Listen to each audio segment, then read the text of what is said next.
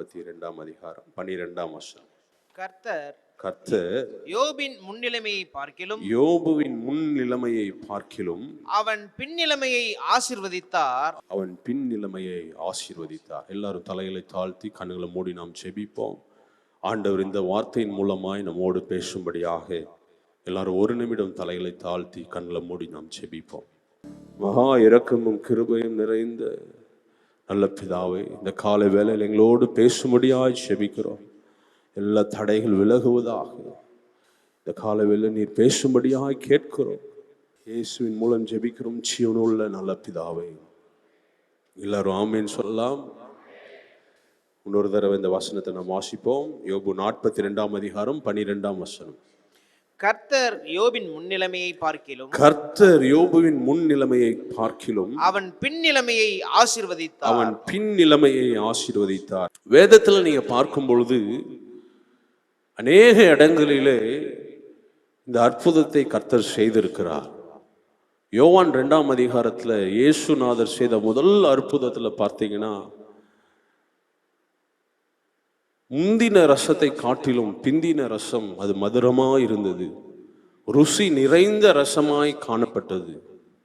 அது மாத்திரமல்ல, ஆகாய் 2 அதிகாரம் 9 வசனத்துல நீங்க பாருங்க, முந்தின ஆலயத்தின் மகிமையை காட்டிலும் பிந்தின ஆலயத்தின் மகிமை அது பெரிதாய் இருந்தது. முந்தின சீரை பார்க்கிலும் பிந்தின சீர் அது நற்சீரா இருந்தது என்று வேதத்துல பார்க்கிறோம். இதை போல அநேக இடங்களிலே நாம் இந்த வார்த்தையை நாம் கவனிக்க முடியும். இந்த காலை வேளையிலும் இந்த பிப்ரவரி மாதத்தில் கர்த்தர் சபைக்கு கொடுக்கிற வாக்குத்தத்தம், உங்களுடைய முந்தின நிலைமையை காட்டிலும் உங்க பிந்தின நிலைமை அது ஆசீர்வாதமா இருக்கும், அது பெரிய மகிமையா இருக்கும். இந்த பிப்ரவரி மாதத்துல கர்த்தர் சொல்லுகிறார், உங்க பிந்தின நிலைமையை கர்த்தர் மாற்றுவார். முந்தின நிலைமையை காட்டிலும் பிந்தின நிலைமை அது மகிமையா இருக்கும், ருசி நிறைந்ததா இருக்கும், அது நற்சீராய் கர்த்தர் மாற்ற அவர் போதுமானவர். எத்தனை பேர் விசுவாசிக்கிறீங்க? ஒரு அல்லேலூயா சொல்லுங்க பாப்போம். ஹல்லேலூயா, ஹல்லேலூயா. யோபுடைய வாழ்க்கையிலே அதை கர்த்தர் செய்தார். கர்த்தர் யோபுவின் சிறையிருப்பை மாற்றும் பொழுது அவன் சிறைப்பட்டிருந்தான் என்று வேதம் சொல்லுகிறது. சாத்தான் யோபுவை சிறைப்பிடித்திருந்தான். அந்த சிறையிருப்பை கர்த்தர் மாற்றினார். அந்த சிறையிருப்பு சாதாரணமான சிறையிருப்பு அல்ல. அத வேத பண்டிதர்கள் இப்படி சொல்றாங்க, இட்ஸ் a calamity. calamity என்றால் ஒரு பேரிடர், ஒரு பேரிடர். அவனுடைய வாழ்க்கையிலே எதிர்பாராத காரியங்கள் திடீரென்று நடந்தது. இந்த கெலாமிட்டிக்கு டெஃபினேஷன் என்னவென்று சொன்னால், event causes great loss and sudden damage. திடீரென்று, அதாவது திடுக்கிட செய்யும் நிகழ்ச்சி. தாவீது சொல்லும்போது சொல்லுகிறார், இடுக்கண் நேரிட்டதே, ஒரு பேர் துன்பம் யோபுடைய வாழ்க்கையிலே நேரிடுகிறது. திடீரென்று அவனுக்கு இருந்த 10 பிள்ளைகள் மரித்து போகிறார்கள். அவனுக்கு இருந்த எல்லாவற்றையும் ஒரே நாளில் இழந்து போகிறான். அவனுக்கு இருந்த சொத்துக்கள், அவனுக்கு இருந்த அனிமல்ஸ், அவனுக்கு இருந்த பொசிஷன் எல்லாவற்றையும் இழந்தவனாய் வியாதியோடு காணப்படுகிறான். அதனால்தான் வேதம் சொல்லுகிறது, it has a great distress and misfortune.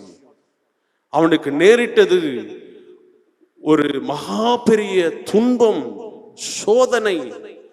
ஒரு சோதனை காலத்துல அகப்பட்டு கொண்டான். சாத்தான் அவனை சிறை பிடித்து வைத்திருந்தான் என்று வேதம் சொல்லுகிறது. அந்த சிறையின் போது யோபு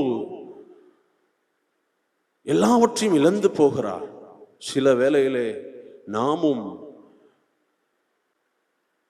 சில மனிதர்களை இழக்க நேரிடுகிறது. யோபுவை போல எப்படி 10 பிள்ளைகளை இழந்து அவன் வேதனைப்பட்டானோ, அதே போல சில சிறையின் நேரத்தில் சிறைப்படும் பொழுது we also lose some people. நமக்கு வேண்டியவர்களை இழக்க நேரிடும், இழந்திருப்போம். அது மாத்திரமல்ல, சில வேளையிலே நாம் சில பொருட்களை இழப்போம், பொருட்களை இழந்து காணப்படுவோம். நம்முடைய வீடு, நம்முடைய சொத்துக்கள், நம்முடைய பணம், நம்மளை ஏமாற்றினவர்கள், துரோகங்கள் செய்தவர்கள் ஏராளம் ஏராளம். Sometimes we loses our future and identity. சில வேளையிலே எதிர்காலங்களை இழந்து நிற்கிற நிலைமை, எதிர்காலத்தை இழந்து வந்திருக்கலாம். எதிர்காலத்தை யூதாஸ் அவனுடைய எதிர்காலம் என்ன? ஒரு சீஷனாய் அழைக்கப்பட்டு நியமிக்கப்பட்ட ஒரு தேவ மனிதன் யூதாஸ். ஆனால் அவனுடைய முடிவோ பரிதாபம். அதே போல மோசே தேவனால் நியமிக்கப்பட்ட ஒரு மனுஷன், எகிப்திலிருந்து கானான் தேசத்துக்கு தன்னுடைய ஜனத்தை அழைத்து செல்லும்படியாய், பாலும் தேனும் ஓடுகிற தேசத்துக்கு அழைத்து செல்லும்படியாய் நியமிக்கப்பட்ட ஒரு மனிதன் மோசே. ஆனால் மோசேயினால கானான் தேசத்துக்கு போக முடியல. அவனுடைய எதிர்காலத்தை இழந்த ஒரு மனிதர்களா இருந்தார்.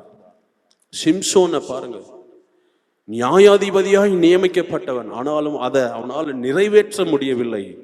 அந்த ஜனங்களோடு மரித்து போகிறார். அப்ப இதை போல நாம் சோதனை காலத்தில் அநேக காரியங்களை இழந்தாலும் எப்படி ஆண்டவர் யோபுவை புதுப்பித்து மறுபடியுமாய் யோபுவை ஆசீர்வதித்தாரோ, அதே போல இந்த காலவேளையில் கர்த்தர் நம்மையும் புதுப்பிக்க முடியும். நம்மையும் திரும்பி எடுத்து அவருடைய கரத்திலே ஆசீர்வதிக்க அவராலே ஆகும். விசுவாசிக்கிறீங்களா? ஒரு அல்லேலூயா சொல்லுங்க பாப்போம். ஹல்லேலூயா. அவரால் கூடாத காரியம் ஒன்றும் இல்லை. ஆண்டவர் சகலத்தையும் செய்ய வல்லவர். அதனால்தான் யோபு 42ஆம் அதிகாரத்துல அனுபவத்துல சொல்லுகிறார், அவர் சகலத்தையும் செய்ய வல்லவர். அவர் செய்ய நினைத்தது ஒரு நாளும் தடைப்படாது, ஒரு நாளும் தடைப்படாது. நீங்க எந்த நிலைமையில வந்திருந்தாலும், எதை இழந்து வந்திருந்தாலும், சில வேளையிலே சில ஆசீர்வாதங்கள் தடைப்படலாம், சில ஆசீர்வாதங்கள் சத்ருவினால் தடைப்பட்டு நிற்கலாம். ஆனாலும் கர்த்தர் சொல்லுகிறார், எல்லாவற்றையும் திரும்பி தர அவர் வல்லமை உள்ளவர், திரும்பி தர போதுமானவர்.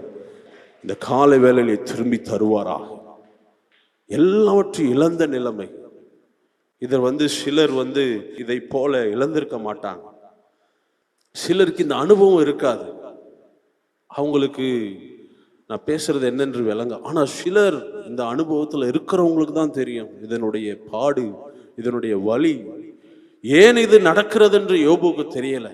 ஏன் இது சம்பவிக்கிறது? ஒரே நாள்ல இத்தனை இழப்புகள், ஒரே நாள்ல ஏன் இத்தனை மாற்றங்கள், ஒரே நாள் எல்லாவற்றையும் இழந்து போனான் யோபு. ஏன் நடக்கிறது என்று தெரியல. ஆனாலும் அந்த நேரத்திலேயும் யோபு என்ன செய்தார்? யோபு எப்படி அவர் இருந்தார் என்று நாம பார்த்து ஜெபம் பண்ண போறோம். எப்படி ஆண்டவர் அவனுடைய முந்தின நிலைமையை காட்டிலும் பிந்தின நிலைமை ஏன் ஆசீர்வதித்தார் என்று சொல்லி நாம பார்த்து நம்ம ஜெபிக்க போகிறோம். எனக்கு நல்லா தெரியும், எங்க ஊர் பக்கத்துல கிளம்புகளத்துல ஒரு பாஸ்டர் இருந்தார்.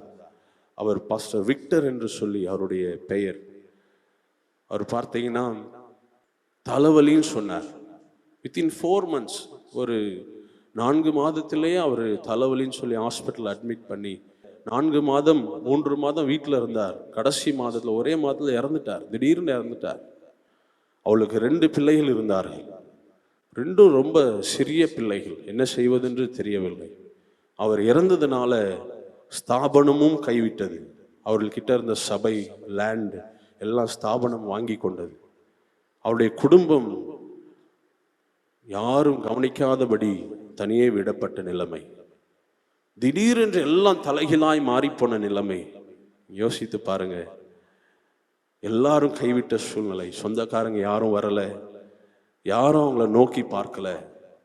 ரொம்ப கஷ்டம். ஆனா எல்லாரும் கைவிட்டாலும் ஆண்டவர் அவர்களை நோக்கி பார்த்தார். ஆண்டவர் கைவிடலை. ஆண்டவர் கரத்தை பிடித்தார்.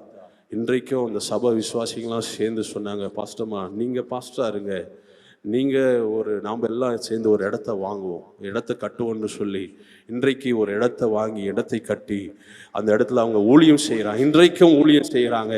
அதே இடத்துல அவர்களையும் அவருடைய பிள்ளைகளையும் கர்த்தர் உயர்த்தி வைத்திருக்கிறார். ஏன் சொல்றேன்னா, மனுஷர்கள் கைவிட்டாலும், மனிதர்கள் ஒன்றும் நினைக்காவிட்டாலும் கர்த்தர் கரத்தை பிடித்தவர், கடைசி பரியந்தம் நடத்த போதுமானவர், மரண பரியந்தம் உங்களை நடத்துவார். முன்னிலைமையை காட்டிலும் பின்னிலைமை அது மகா ஆசீர்வாதமா இருக்கு. எத்தனை பேர் விசுவாசிக்கிறீங்க? எல்லாரும் கரங்களை உயர்த்தி ஒரு அல்லேலூயா சொல்லலாமா? ஹல்லேலூயா, ஹல்லேலூயா. அது ஏன் ஆசீர்வதித்தார் என்று சொல்லி நம்ம ஒரு 3 காரியங்களை பார்த்து நம்ம ஜெபிக்க போகிறோம். ஏன் ஆண்டவர் யோபுவின் நிலைமையை கர்த்தர் ஆசீர்வதித்தார்? முதலாவது குறிப்பு, ஏன் ஆண்டவர் ஆசீர்வதித்தார் என்று சொன்னால், நீங்க என்னோடு கூட சேர்ந்து திருப்புங்க யோபு 1ஆம் அதிகாரம் 21ஆம் வசனத்தை வாசிங்க. யோபு 1ஆம் அதிகாரம் 21ஆம் வசனம். நிர்வாணியாய் என் தாயின் கர்ப்பத்திலிருந்து வந்தேன், நிர்வாணியாய் தாயின் கர்ப்பத்திலிருந்து வந்தேன், நிர்வாணியாய் அவ்விடத்துக்கு திரும்புவேன், திரும்புவேன். கர்த்தர் கொடுத்தார், கர்த்தர் கொடுத்தார், கர்த்தர் எடுத்தார், கர்த்தர் எடுத்தார், கர்த்தருடைய நாமத்துக்கு ஸ்தோத்திரம், கர்த்தருடைய நாமத்துக்கு ஸ்தோத்திரம் என்றான். He bowed himself to the earth and worshipped God.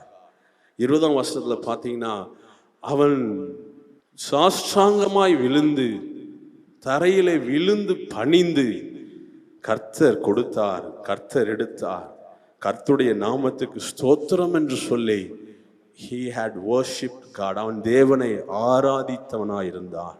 முதல் குறிப்பு, தேவனை ஆராதிக்கிற ஜனங்களுக்கு ஆண்டவர் செய்கிற நன்மை என்னவென்றால், எந்த நிலைமையில இருந்தாலும் மறுபடியுமாய் புதுப்பிக்க அவர் விரும்புகிறார். ஒரு அல்லேலூயா சொல்லலாமா? ஹல்லேலூயா.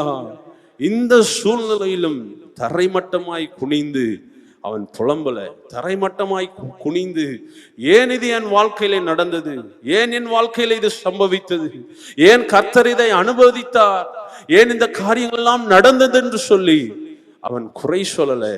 யோபுடைய வாழ்க்கையில அவன் சொல்லுகிறான், கர்த்தர் கொடுத்தார், கர்த்தர் எடுத்தார், கர்த்தருடைய நாமத்திற்கே ஸ்தோத்திரம் என்று சொல்லி தேவனை ஆராதிக்கிற ஒரு மனிதனாய் காணப்பட்டான் யோபு. தேவனை துதிக்கிற ஒரு மனிதனாய் காணப்பட்டான் யோபு. இந்த காலை வேளையில எந்த சூழ்நிலையில இருந்தாலும் ஆண்டவரை நாம் ஆராதிக்க வேண்டும். எந்த சூழ்நிலையிலும் ஆண்டவரை உயர்த்தணும். எந்த சூழ்நிலையிலும் ஆண்டவருக்கு நன்றி செலுத்துகிறவர்களாய் இருக்க வேண்டும். இந்த காலகட்டத்தில் அது இல்லாமல் போய்விட்டது. ஆராதனை என்று சொன்னால் பயபக்தி இல்லை, நன்றி துதி நன்றி செலுத்துதல் இல்லாமல் போய்விட்டது, உண்மை பரிசுத்தம் இல்லாமல் போய்விட்டது. ஆராதனைன்னா வராங்க, பேசாம உட்கார்ந்து கொள்கிறார்கள். நான் கவனிக்கிறேன், கவனித்து பார்க்கும் பொழுது மிகவும் வேதனையா இருக்கிறது. ஆராதனைக்கு வந்து கையை தட்டுறதில்லை, கையை கட்டிட்டு உட்கார்ந்து கொள்றாங்க. சிலர்லாம் ரொம்ப மோசம். நான் பார்க்கும் பொழுது ரொம்ப வேதனையா இருக்கும். சில பேர் ஆராதனைக்கு வர்றதே இல்லை. ஆராதனை 9 மணின்னு சொன்னா வர்றதே 10 மணி 10:30 மணிக்கு தான். ஆராதிக்கிறதே இல்லை.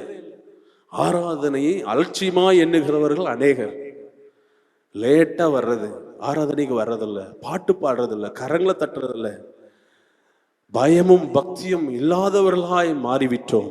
இந்த சந்ததி எப்படி இருக்கிறது என்று சொன்னால், பயபக்தி இல்லை, உண்மையும் பரிசுத்தமும் இல்லை, துதியும் நன்றி செலுத்துவதும் இல்லை. இதெல்லாம் ஆராதனைக்கு தேவைப்படுகிற காரியங்கள். ஆண்டவராகி இயேசு சொல்லும்போது சொல்லுகிறார், மத்தேயு 15ஆம் அதிகாரத்துல நீங்க வாசிங்கன்னா, 15ஆம் அதிகாரம் 8ஆம் வசனம் 9ஆம் வசனத்தை வாசிங்க.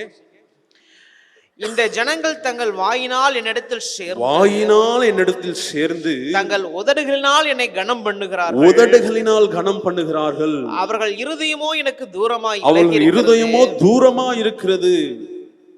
வாயினால் சேர்ந்து உதடுகளினால் கனம் அப்ப பாருங்க, ஆண்டவர் ஆராதனை குறித்து பேசும்பொழுது அவர் சொல்றாரு, அவர்கள் வாயினால் சேர்ந்து உதடுகளினால் கனம் பண்ணுகிறார்களோ, ஆனால் அவருடைய இருதயம் என்னை விட்டு தூரமா இருக்கிறது.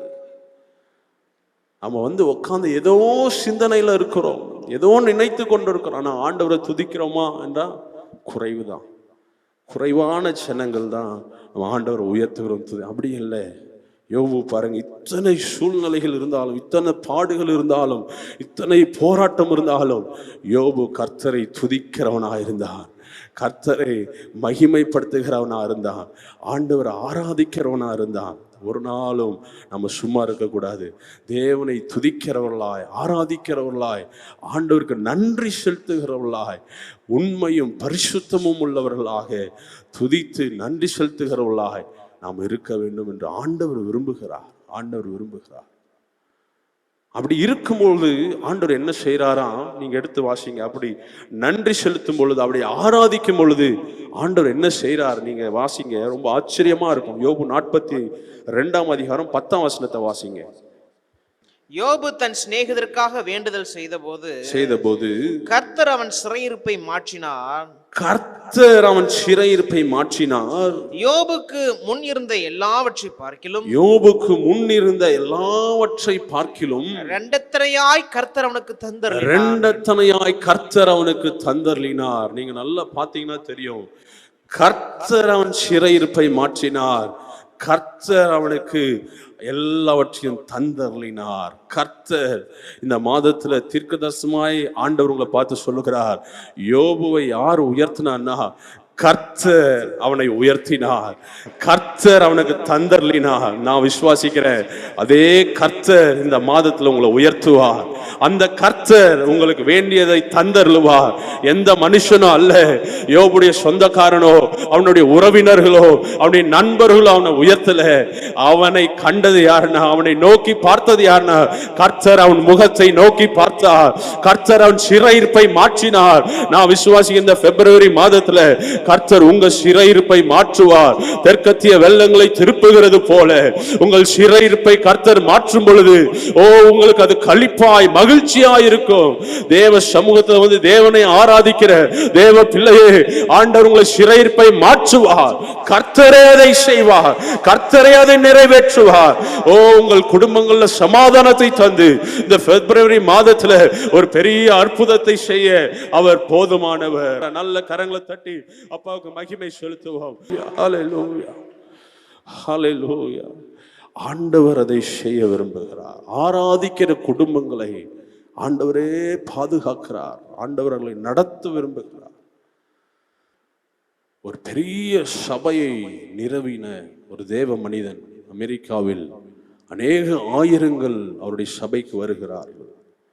அத்தனை பெரிய சபையை வைத்திருக்கிற ஒரு தேவ மனிதன், அவருடைய பெயர் என்னவென்று சொன்னால் மேட் ரெட்மேன். அவருடைய பெயர் மேட் ரெட்மேன். 3 சபையை நிறுவினவர். கிட்டத்தட்ட 8 புஸ்தகத்தை எழுதியிருக்கிறார். 16 ஆல்பம் போட்டிருக்கிறார் மேட் ரெட்மேன்.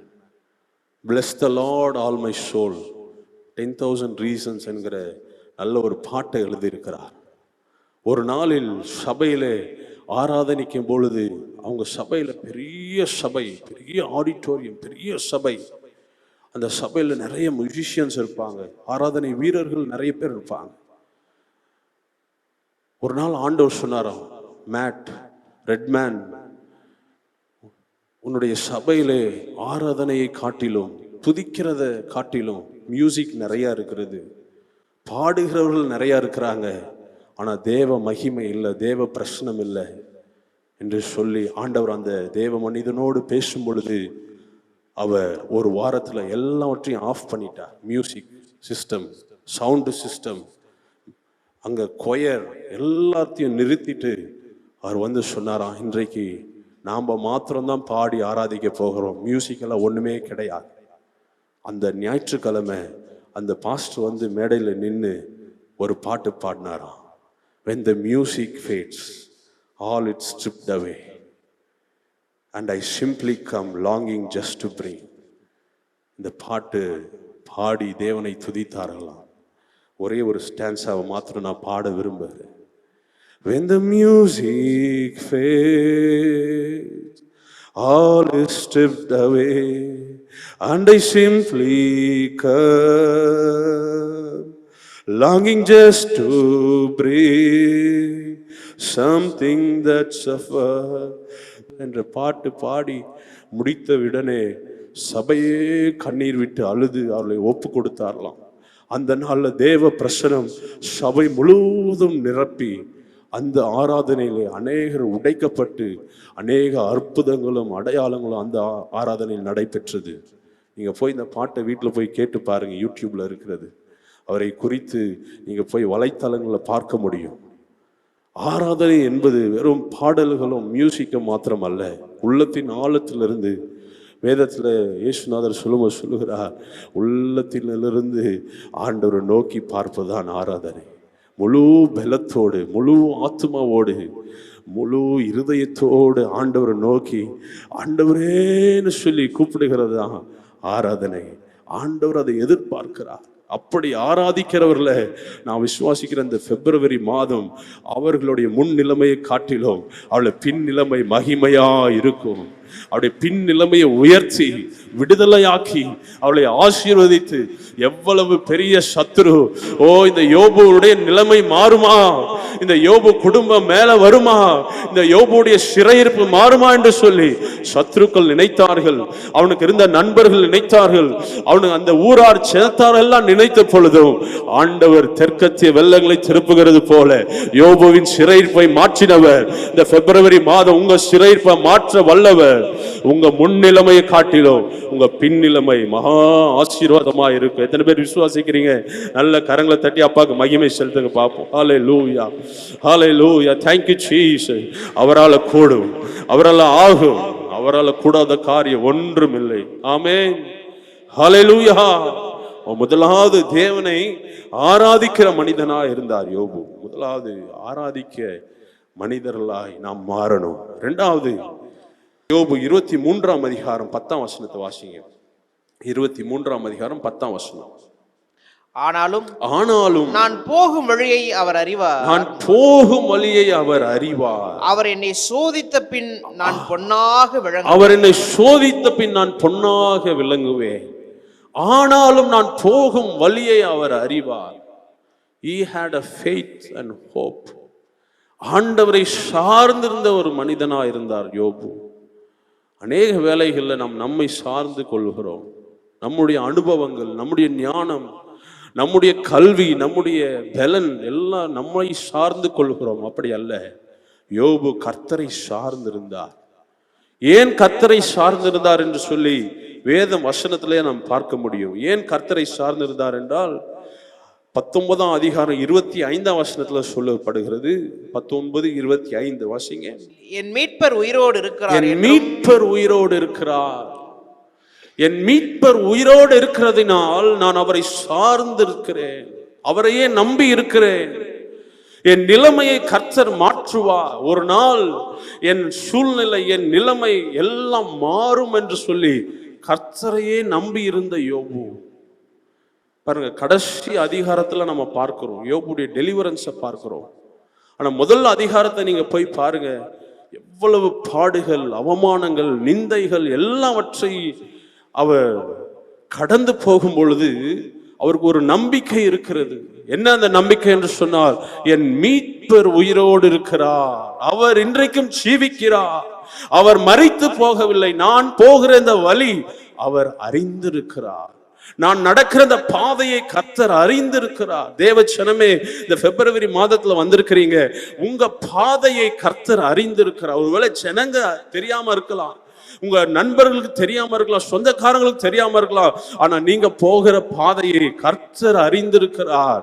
அந்த பாதையிலே அவர் கூடவே இருக்கிறார். அதற்கு வசனத்தை நீங்க வாசிங்க. சங்கீதம் 23ஆம் அதிகாரம் 4ஆம் வசனத்தை 5ஆம் வசனத்தை வாசிங்க. சங்கீதம் 23ஆம் அதிகாரம் 4ஆம் வசனம் 5ஆம் வசனம். நான் மரண இருளின் பள்ளத்தாக்கிலே நடந்தாலும், நான் மரண இருளில் பள்ளத்தாக்கிலே நடந்தாலும் பொல்லாப்புக்கு பயப்படேன், பொல்லாப்புக்கு பயப்படேன். தேவரீர் என்னோடு கூட இருக்கிறீர், தேவரீர் என்னோட கூட இருக்கிறீர். நான் மரண இருளில் பள்ளத்தாக்கிலே நடக்கிறேன். அந்த மரண இருளில் பள்ளத்தாக்குல தான் நான் நடந்து போறேன். தாவீது சொல்லுகிறார், அநேகர் எனக்கு விரோதமா எழும்புகிறார்கள், என் கூட இருந்தவர்களே குதிகாலை தூக்குகிறார்கள், என்னோடு கூட அப்பம் புசித்தவர்கள் எனக்கு துரோகம் செய்கிறார்கள், நம்பினவர்கள் என்னை கைவிடுகிறார்கள், நான் எதிர்பார்த்த நன்மை எனக்கு கிடைக்கல. ஆனாலும் இந்த மரண இருளில் பள்ளத்தாக்கில் என் கூட யார் வரானா? என்னை படைத்தவர், என்னை உண்டாக்கினவர், என்னை அழைத்தவர். இந்த பாதையில் அவர் கூட வருகிறார். இந்த பாதையில அவர் கூட வந்து அவர் என்னோடு கூட இருக்கிறார். அதுக்கு அடுத்த வசனம் சொல்லுகிறது, 5ஆம் வசனத்தை வாசிங்க. என் சத்துருக்களுக்கு முன்பாக, என் சத்துருக்களுக்கு முன்பாக நீர் எனக்கு ஒரு பந்தியை ஆயத்தப்படுத்தி, ஒரு பந்தியை ஆயத்தப்படுத்துகிறார். சத்துருக்களுக்கு முன்பாக ஒரு பந்தியை ஆயத்தம் பண்ணுவோம். இந்த பிப்ரவரி மாதம் நான் விசுவாசிக்கிறேன், உங்க சத்துருக்களுக்கு முன்பாக ஒரு பந்தியை ஆயத்தப்படுத்துகிறார். பந்தியை ஆயத்தப்படுத்துகிறார். சத்துருக்கு முன்பாக நீங்க எதற்காக பந்தினா என்ன? உட்கார்ந்து நீங்க போஜனம் சாப்பிட சத்ரு பார்ப்பான். ஏயா நான் இத்தனை துன்பத்தை தருகிறேன், நீ என்ன உட்கார்ந்து சாப்பிட்டுட்டு இருக்கிற? நான் இத்தனை பாடுகளை தருகிறேன், நீ சாப்பிட்டு. நீங்க சொல்லுங்க, ஆமா நான் வேத வசனத்தை சாப்பிடுகிறேன், நான் ஜெபத்தை நான் போஜனமாக எடுத்துக்கொள்கிறேன். சத்ரு பாப்பான், சத்ரு வெட்கப்பட்டு போவான். நான் விசுவாசிக்கிறேன், சத்ரு தலை குனிந்து போவான். இந்த பிப்ரவரி மாதம் கர்த்தர் உங்களுக்காக ஒரு பந்தியை ஆயத்தப்படுத்துகிறார். சத்ருக்கு முன்பாக அவனை கண்டே கொள்ளாதீங்க, அவனை அசட்டை பண்ணுங்க, அவன் வெட்கப்பட்டு தலை குனிந்து போவான். ஆண்டவர் சொல்லுகிறார், உங்க தலையை உயர்த்துவார். உங்க தலையை உயர்த்தி எண்ணெயினால் அபிஷேகம் பண்ணி அநேகளுக்கு ஆசீர்வாதமாய் மாற்றுகிற இந்த பிப்ரவரி மாதம் நீங்க தனிமையா இல்ல, நீங்க போற பாதையில தனிமையா விடல. ஆண்டவர் உங்களோடு இருக்கிறார். உங்களோடு இருக்கிறவர் யார் என்று சொன்னால், உலகத்தில் இருக்கிறவனை காட்டிலும் உங்களோடு இருக்கிறவர் பெரியவர். கூட வந்து எல்லா தடைகளை நிர்மூலமாக்குவார், தடைகளை உடைப்பார். ஓ, சத்துருக்களுக்கு முன்பாக பந்தியை ஆயத்தப்படுத்துவார். இந்த பிப்ரவரி மாதம் ஒரு பெரிய ஒரு மாற்றத்தின் மாதம். எல்லா சத்துருக்களின் வல்லமையை முறித்து போடுவார். கர்த்தர் சொல்லுகிறார், உங்களுக்கு விரோதமா எத்தனை பேர் வந்தாலும், எத்தனை ஆயுதங்கள் பிசாசு வைத்திருந்தாலும் ஒன்று வாய்க்காமல் போகும். விசுவாசிக்கிறீங்களா? விசுவாசிக்க நல்ல கரங்களை தட்டி அப்பாவுக்கு மகிமை செலுத்தி, நல்ல கரங்களை தட்டி. ஓ, சத்ரு திட்டம் போட்டு வைத்திருக்கலாம், ஆனால் ஒன்றும் வாய்க்காது. ஒரு வழியாய் வருகிறவர்கள் 7 வழியாய் புறப்பட்டு ஓடி போவார்கள். சத்ருடைய திட்டம் நடக்காது. உங்க தலைமையிலே ஆண்டவருடைய திட்டம் வைக்கப்பட்டிருக்கிறது. ஏற்ற காலத்துல அந்த தரிசனமும் திட்டமும் வாக்குத்தத்தங்களும் நிறைவேற அவர் செய்வார், நிறைவேற செய்வார். இந்த பிப்ரவரி மாதத்துல நிறைவேற செய்வார். நீங்க பாத்தீங்கன்னா ரொம்ப ஆச்சரியமா இருக்கும், ஆண்டவர் அதை செய்வார். ஒரு பாஸ்டர் இருந்தாராம். அந்த பாஸ்டர் ஒரு ஜெயில இருந்து வந்த ஒரு கைதிக்கு சுவிசேஷம் சொன்னாராம். சுவிசேஷம் சொல்லிட்டு இருக்கும் பொழுது அவர் சொன்னாராம், ஆண்டவராகிய இயேசு இந்த உலகத்துக்கு வந்தார்ப்பா, வந்து உனக்காக மரித்தார், உனக்காக ஜீவனையே கொடுத்தார். அவன் சொன்னா, பாஸ்டர் நிறுத்துங்க, வேண்டாம் போதும். ஏன்னு சொன்ன போது, அவர் தான் மரிச்சிட்டாரு, மரிச்சவரை நான் ஏன் ஏற்றுக்கொள்ளணும், மரித்தவரை நான் ஏன் ஆராதிக்கணும், எனக்கு வேண்டாம், இயேசு வேண்டாம் அப்படின்னு சொன்னான். பாஸ்டர் சொன்னாரா, இருப்பா தம்பி இரு, இனி இருக்கு முடியல. அவர் மரித்து அப்படியே அடக்கம் பண்ணப்படல, அவர் மரித்தார். மரித்து 3ஆம் நாளில் உயிர்த்தெழுந்தார். உயிர்த்தெழுந்து அவர் மறுபடியுமாக நமக்காக வரப்போகிறார் என்று சொன்ன மாத்திரத்தில் அவன் சொன்னானா, உயிரோடு இருக்கிறாரா?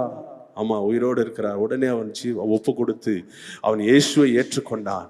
இயேசுவை ஏற்றுக்கொண்டு அவனும் அவனுடைய குடும்பம் முழுவதும் ரட்சிக்கப்பட்டார்கள் என்று நம்ம பார்க்கிறோம். ஏன்னா நாம மரித்த ஆண்டவரை ஆராதிக்கல, நாம் ஆராதிக்கிறவர் யாருன்னா உயிரோடு இருக்கிறார், இன்றைக்கும் சிவனோடு இருக்கிறவர், நம்மத்திலே உலாவுகிறவர், செபத்துக்கு பதில் தருகிறவர், செபத்தை கேட்கிறவர், கண்ணீரை காண்கிறவர், விண்ணப்பத்தை கேட்கிறவர். எசேக்கியாவுக்கு 15 ஆண்டுகள் கூட்டி கொடுத்தது போல நான் விசுவாசிக்கிறேன், உங்களுக்கும் இந்த மாதத்துல ஒரு அற்புதத்தை செய்வார் என்று நான் நம்புகிறேன். ஹல்லேலூயா, ஹல்லேலூயா. அப்ப அவன் ஆண்டவரையே நம்பி சார்ந்திருந்த யோபு, முதல்ல ஆராதித்த யோபுவை பார்த்தோம். 2வது சார்ந்திருந்தான். அவன் விசுவாசத்தை இழந்து போகல, அவன் நம்பிக்கையை இழந்து போகல, ஆனா கர்த்தரையே சார்ந்திருந்தான். பொறுமையோடு இந்த பாதையில கர்த்தரை சார்ந்திருங்க, ஏற்ற காலத்துல இதுல இருந்து ஒரு மாற்றத்தை ஆண்டவர் தருவார். இதே போல உங்களை வைக்க மாட்டார், இதே போல உங்க நிலைமை இருக்காது. உங்க குடும்பங்களை கர்த்தர் மாற்றி முன் நிலைமையை காட்டிலும் பின் நிலைமை மகா ஆசீர்வாதமாயிருக்கும். ஹல்லேலூயா, ஹல்லேலூயா. 3வதாக யோபு 42ஆம் அதிகாரம் 10ஆம் வசனத்தை நாம் பார்ப்போம். யோபு 42:10. யோபு தன் சிநேகிதருக்காக வேண்டுதல் செய்தபோது கர்த்தர் அவன் சிறையிருப்பை மாற்றினார். யோபுக்கு முன் இருந்த எல்லாவற்றை பார்க்கிலும் இரண்டத்தனையாய் கர்த்தர் அவனுக்கு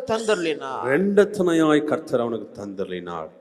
3வது, யோபு தன் சிநேகிதனுக்காக வேண்டுதல் செய்தபோது, when he prayed for others, கர்த்தர் இரண்டத்தனையாய் அவனை ஆசீர்வதித்தார்.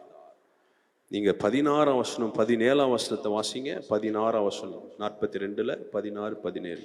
இதற்கு பின்பு யோபு 140 வருஷம் உயிரோடு இருந்து 4 தலைமுறையாக தன் பிள்ளைகளையும் தன் பிள்ளைகளுடைய பிள்ளைகளையும் கண்டான். யோபு நெடுநாள் இருந்து பூரண வயதுள்ளவனாய் மரித்தான். யோபு நெடுநாள் இருந்து பூரண வயதுள்ளவனாய் மரித்தான்.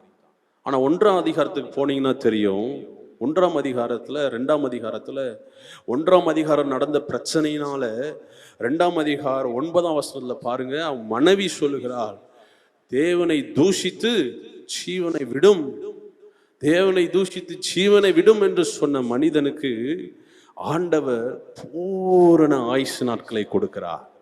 பூரண ஆயுசு நாட்களை கொடுத்து 4 தலைமுறைகளை காண செய்கிறார். சாத்தான் ஒரு திட்டம் வைத்திருக்கிறான். என்னன்னா, உன்னுடைய நிலைமை, உன்னுடைய கதை முடிந்தது, இதோட அவ்வளவுதான், இனி முன்னேற முடியாது, இனி ஆசீர்வதிக்க முடியாது, இனி சூழ்நிலை மாறாது, இனி உன்னுடைய நிலைமை இப்படிதான் என்று சொல்லி சாத்தான் ஒரு திட்டத்தை வைத்திருந்தாலும் ஆண்டவர் இந்த பிப்ரவரி மாதத்துல சொல்கிறார், அப்படி அல்ல, ஆண்டவர் ஒரு பெரிதான ஒரு திட்டத்தை வைத்திருக்கிறார், அவர் ஒரு பெரிதான ஒரு நோக்கத்தை வைத்திருக்கிறார். யோபுவை 4 தலைமுறைகளை காண செய்த கர்த்தர். வேதத்துல கடைசி வசனத்துல அந்த அதிகாரத்துல சொல்லப்படுகிறது, யோபு நெடுநாளா இருந்து பூரண வயதுள்ளவனாய் மரித்தான். ஒரு அல்லேலூயா சொல்லலாமா? ஹல்லேலூயா. அது எதனால நடந்தது? அவனுடைய முன் நிலைமையிலும் பின் நிலைமை ஏன் ஆசீர்வதித்தார் என்றால், ஒரு ரகசியம் என்னன்னா, அவன் மற்றவர்களுக்காக ஜெபிக்கிறவனா இருந்தான், தன்னுடைய சிநேகிதர்களுக்காக ஜெபித்தான். இந்த காலை வேளையில நாமளும் மற்றவர்களுக்காக ஜெபிக்கிறவளா இருக்கணும், மற்றவர்களை நினைத்து அவர்களுக்காக ஜெபிக்கிறோம். இந்த பிப்ரவரி மாதம் உங்கள் ஜெபம் நேரம் கூட்டப்படட்டும், ஆராதனை வேலை கூட்டப்படட்டும். நீங்கள் உங்களுக்காக ஜெபிக்கலாம், நல்லது. ஆனால் மற்றவர்களுக்காக நினைத்து, மற்றவர்களை நினைத்து ஜெபம் பண்ணுங்க. நம்முடைய தேசத்தை நினைத்து, பட்டணத்தை நினைத்து, கூட வேலை செய்கிறவர்களை நினைத்து மற்றவர்களுக்காக நீங்கள் ஜெபிக்கும் பொழுது நான் விசுவாசிக்கிறேன், உங்கள் சிறையிருப்பை கர்த்தர் மாற்றுவார். உங்களுடைய நிலைமையை, முன் நிலைமையில் இருந்ததை காட்டிலும் உங்களுடைய பின் நிலைமையை மகா ஆசீர்வாதமாக கர்த்தர் மாற்றுவார். இரட்டத்தனையான நன்மையை அவர் தர போதுமானவர். ஒரே ஒரு சாட்சி சொல்லி நான் ஜெபிக்க விரும்புகிறேன்.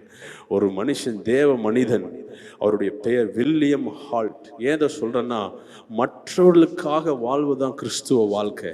கிறிஸ்துவுக்காக வாழ்ந்து நம்ம கிறிஸ்துவுக்காக மரிக்கும் பொழுது அது நமக்கு மட்டும் ஆசீர்வாதமா இருக்காது. வேதத்தில் நீங்க பாருங்க, கிறிஸ்துவுக்காக வாழ்ந்த எல்லா தேவ மனிதர்களை பாருங்க, கிறிஸ்துவுக்காக வாழ்ந்த யாரும் அவங்க சும்மா மரிச்சதா சரித்திரமே கிடையாது. கிறிஸ்துவுக்காக வாழ்ந்திருப்பார்கள் என்று சொன்னால் அவங்க செய்கிற அந்தரங்கத்துல செய்கிற ஜெபத்துக்கு கர்த்தர் வெளியரங்கமாக பலனை தருவார். அந்தரங்கத்துல கண்ணீர் விடுகிற கண்ணீருக்கு வெளியரங்கமான பலனை கர்த்தர் உங்களுக்கு தருவார். உங்களுக்கு கிறிஸ்துவ வாழ்க்கையில அந்த கிறிஸ்துவ வாழ்க்கை அநேகரை பாதிக்கும். அது பாதிக்கிறது மட்டும் இல்ல, அநேக மாற்றங்களை உண்டாக்கும், மறுமலர்ச்சியை கொண்டு வரும். அதுதான் அந்த வில்லியம் ஹால்ட்டை பத்தி நம்ம சாட்சிக்கு நம்ம ஜெபம் பண்ண போறோம். அந்த தேவ மனிதன் வில்லியம் ஹால்ட் இங்கிலாந்து தேசத்திலே வாழ்ந்த ஒரு மனிதன். இங்கிலாந்து தேசத்துல தன்னுடைய 7வது வயதுல 6 முறை வேதத்தை முடித்தவராம். அவங்க அப்பாவுக்கு வேதத்தை படிச்சு காண்பிப்பார். 6 முறை வேதத்தை முடித்தவர். மெத்தடிஸ்ட் சர்ச்சில் நல்ல ஒரு ஊழியனாக அவர் உருவெடுத்தார். நல்ல பிரசங்கம் பண்ணக்கூடிய ஒரு கிருபை பெற்ற தேவ மனிதன், நல்ல போதிக்கக்கூடிய கிருபை பெற்ற ஒரு தேவ மனிதன் வில்லியம் ஹால்ட். அந்த நேரத்தில் ஒரு கால் வருகிறது. என்னன்னா, இலங்கை தேசத்திலே இயேசுவை இன்னும் அறியவில்லை, இலங்கைக்கு இயேசு தேவை என்று சொல்லி ஒரு அழைப்பு வருகிறது. அந்த அழைப்பை ஏற்றுக்கொண்டு, நான் இலங்கை தேசத்துக்கு போக வேண்டும் என்று சொல்லி தன் வாழ்க்கையை அர்ப்பணித்தார். அப்பொழுது இலங்கை தேசத்திலிருந்து சொல்றாங்க, திருமணம் செய்திருந்தால் வரலாம் என்று சொல்லும் பொழுது ஒரு பெண்ணை பார்த்து, சாரா என்கிற பெண்ணை பார்த்து திருமணம் முடித்து அவர் இலங்கை தேசத்துக்கு போக கப்பல் ஏறுகிறார். அப்படி இலங்கை தேசத்துக்கு போக கப்பல் ஏறும் பொழுது, திருமணம் முடிந்து 5வது நாளில் அவர் கப்பல் ஏறும் பொழுது அவரும் மனைவியும் சேர்ந்து அந்த இலங்கை தேசத்துக்கு போகிறார்கள். போகும் பொழுது அந்த காலத்துல இப்ப இருக்கிற மாதிரி கப்பல் அல்ல, பாய்மர கப்பல்கள். காற்று அடிக்கிற திசையிலே அந்த கப்பல்கள் போகும். அப்படி போகும் பொழுது பெரிய ஒரு சூறாவளி புயல் வந்து அந்த கப்பலை வாட்டி எடுக்கிறது. அந்த புயல் நிமித்தமாய் அவருடைய மனைவி உடம்பு சரியாம போகிறது. உடம்பு சரியாம போய் 5 வாரங்கள் அவர்கள் வேதனைப்படுகிறார்கள், கஷ்டப்படுகிறார்கள். 5 வாரங்கள் இவர் பகலும் இரவுமாய் கண் விழித்து புதிதாய் திருமணம் முடித்த மனைவியை பார்த்து கொண்டிருக்கும் பொழுது அவர் கண் முன்னாகவே அவன் மனைவி இறந்து போகிறார். இறந்து போனாலும் அவர்களை எடுத்து அடக்கம் செய்யக்கூட இடமில்லை. கல்லை கட்டி அங்கேயே கடல்ல விட்டு விடுகிறார்கள். கடல்ல விட்டு இவர் மறுபடியுமாய் திரும்பி போகல, மறுபடியும் இலங்கை தேசத்துக்கு போகணும், ஆண்டவர் என்ன அழைத்திருக்கிறார் என்று சொல்லி இலங்கையிலே போய் இறங்கின உடனே 6 குழுக்களாய் பிரிந்து இவர் ஒரு ஊருக்கு போகிறார். அந்த ஊர் பேர் என்ன? மட்டக்கிளப்பை. இலங்கையில உள்ள மட்டக்கிளப்பைக்கு போகிறார். அந்த மட்டக்கிளப்பையில போய் 2 வாரத்துல தமிழ் கற்றுக்கொள்கிறார். 2 மாதத்துல தமிழ்ல பிரசங்கம் பண்ணவே ஆரம்பிக்கிறார். 2 மாதத்துல பிரசங்கம் பண்ண ஆரம்பித்தவர் அவங்க வாழ்ந்ததெல்லாம் 8 மாதம் தான் வாழ்கிறார். 8 மாதம் வாழ்ந்தவர் அந்த சரித்திரம் சொல்லுகிறது 8 கிராமங்கள்ல 8 பள்ளிக்கூடங்களை நிறுவினாராம். 8 பள்ளிக்கூடம் மாத்திரமல்ல, அந்த இடத்துல ஒரு பெரிய காலேஜ் கட்டி இருக்கிறார். பெரிய காலேஜ் கட்டி அதற்கு எதிர்ப்புறத்துல ஒரு பெரிய சபையை கட்டி இருக்கிறார். 200 ஆண்டுகளுக்கு முன்பாக எந்த வசதியும் இல்லாத நேரத்தில் ஒரு தேவ மனிதன் 8 மாதத்தில் 8 பள்ளிகளை கட்டி, ஒரு கல்லூரியை கட்டி, ஒரு சபையையும் கட்டி, அங்க இலங்கையில மட்டக்கிளப்பை என்கிற இடத்தில் அவர் ஊழியம் செய்து அநேக ஜனங்களை இயேசுக்கு நேராய் திருப்ப முடியும் என்று சொன்னால், அவருடைய வாழ்க்கையை 8வது மாதத்தில் அதே இடத்திலே அவர் மரித்து அவர் அடக்கம் பண்ணப்பட்டார். தன்னுடைய வாழ்க்கையே அந்த இடத்துல கொடுத்து அவர் அந்த இடத்துல ஆண்டவருக்காக மரித்து போனார் என்று சரித்திரம் சொல்லுகிறது. 200 ஆண்டுகளுக்கு முன்பாக இயேசுக்காக ஒரு மனிதன் தன்னையே அர்ப்பணித்து ஓடுவான் என்று சொன்னால், இந்த காலத்தில் இந்த பிப்ரவரி மாதத்தில் ஆண்டவர் நம்மளை பாரப்படுத்துவாராக. மற்றவர்களுக்காக ஜெபிக்க, மற்றவர்களுக்காக சுவிசேஷத்தை சொல்ல, மற்றவர்களுக்காக நம்ம தேசத்தை நினைத்து பாருங்க. எத்தனையோ கிராமங்கள் இன்னும் இயேசுவை அறியாத கிராமங்கள் நம்ம தேசத்துல இருக்கிறது. ஏன் நம்ம தமிழ்நாட்டில் இருக்கிறது. நம்ம தமிழ்நாட்டில் எத்தனையோ கிராமங்கள் ஒரு விஷயம் கூட இயேசுவை அறியாத கிராமங்கள் இருக்கிறது. ஆண்டவர் நம்மளை பாரப்படுத்தட்டும். இங்கிருந்து அநேக ஜனங்களை கர்த்தர் எழுப்புவாராக. இந்த பிப்ரவரி மாசம் நம்ம ஜெப அபிஷேகம் வரட்டும், ஆராதிக்கிற ஒரு அபிஷேகம் உண்டாகட்டும், பாரம் உண்டாகட்டும். ஆண்டவரே, ஏசாயா சொன்னது போல, ஆண்டவரே என்னை அனுப்பும், நான் போகிறேன் என்று சொல்லி அநேக ஊழியர்களை, இங்கிருந்து உங்க பிள்ளைகளை ஊழியர்களாக, தீர்க்கதரிசிகளாக, ஆண்டவர் சுவிசேஷகனாக எழுப்பட்டும் என்று நான் இயேசுவின் நாமத்தினாலே வாழ்த்துகிறேன். ஆண்டவர் ஒரு ஜெப மேகத்தை இந்த மாதம் மூடுவாராக. அப்படி ஜெபிக்க நீங்க ஆரம்பிச்சிட்டீங்கன்னா ஆண்டவர் உங்க சிறையிருப்பை மாற்றுவார். உங்களுக்கு ஆண்டவர் உங்க காரியத்தெல்லாம் அவர் பொறுப்பெடுப்பார். முதலாவது தேவனுடைய ராஜ்யத்தின் நீதியின் தேடுங்கள், இவைகள் எல்லாம் கூட கொடுக்கப்படும். ஆண்டவருடைய ராஜ்யத்துக்காக ஓடும் பொழுது ஆண்டவர் உங்க குடும்பத்தை கைவிட்டுவாரா? ஒரு நாளும் கைவிட மாட்டார். அவர் பொறுப்பெடுத்து நடத்துவார். அவரே இருந்து உங்க காரியங்களை எல்லாம் நேர்த்தியாய் நடத்த போதுமானவர். நான் விசுவாசிக்கிறேன் இந்த பிப்ரவரி மாதம் கர்த்தர் சொன்னது போலவே நடக்கும். அவர் உங்க முன் நிலைமையை காட்டிலும் உங்க பின் நிலைமை மகா ஆசீர்வாதமாய் இரட்டத்தனையாய் கர்த்தர் ஆண்டவர் வழிவாசலை திறந்து மற்றவர்கள் கண்களை தாயே உண்டாக்கி கர்த்தர் அதை மாற்றுவார். நான் விசுவாசிக்கிறேன். ஹல்லேலூயா.